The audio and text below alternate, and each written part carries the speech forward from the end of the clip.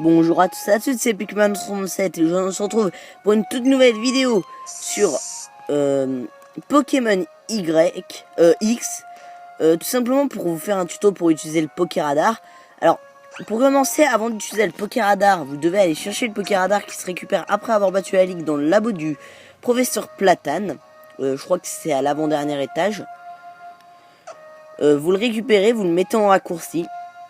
Ensuite, vous mettez en premier Pokémon de votre équipe un Pokémon qui a pas mal de PP sur ses attaques. Par exemple, moi, c'est Excalibur, donc c'est un Exagide, donc qui a pas mal de PP sur ses attaques. Et vous devez vous prendre pas mal de super repousses. Pourquoi pas les max repousses? Parce que les max repousses, les super repousses sont mieux qualité-prix. Ce sont les moins chers et les plus utiles. Donc juste là. On est fait vraiment le stock. Donc après, vous rendez sur une zone, pour vous entraîner, je vous conseille d'aller sur une zone plutôt grande. Donc moi je vais aller sur la route 5. Alors c'est là où il y a l'une des plus grandes zones pour s'entraîner au Pokéradar. Donc vous vous mettez au milieu de la zone. Alors avant de pouvoir lancer le Pokéradar, il faut faire 50 pas. Alors avant de lancer le Pokéradar, je vous conseille un truc, ne pas vous mettre sur les bords. Voilà. Et ensuite, vous lancez le Pokéradar. Vous avez pu voir que certaines herbes ont bougé, là, etc. Vous prenez la première herbe qui vient. Et vous allez tomber sur un Pokémon. N'importe lequel. Donc là, par exemple, je suis tombé sur Gloopty. Si c'est le Pokémon que je veux avoir en Shiny, bah ça tombe bien, je vais pouvoir l'avoir. Donc vous le tuez ou vous l'attrapez.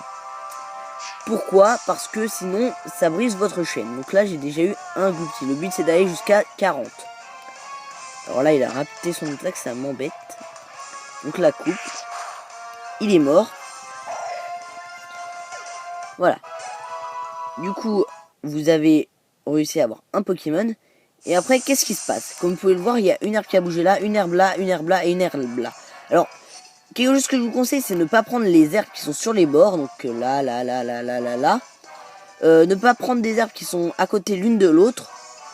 Et ne pas prendre une herbe qui est juste à côté de vous. Donc moi, j'ai eu aucune herbe qui approchait ces critères.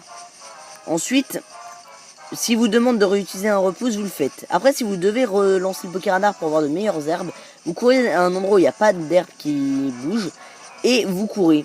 Et après, vous relancez le Pokéradar. Comme vous pouvez voir, là, j'ai relancé le Pokéradar. J'ai toujours eu quelque chose de pourri. Donc là, je relance le Pokéradar une autre fois. Voilà. Et donc vous pouvez le voir là, il y a une herbe qui a beaucoup bougé, donc c'est celle que je dois prendre. Donc il y a plusieurs types d'herbes. Les herbes qui bougent pas du tout, ça veut dire qu'il faut surtout pas les prendre, ça va briser votre chaîne. Les herbes qui bougent moyennement, donc vous avez un petit peu de chance que ça soit le Pokémon que vous chaînez.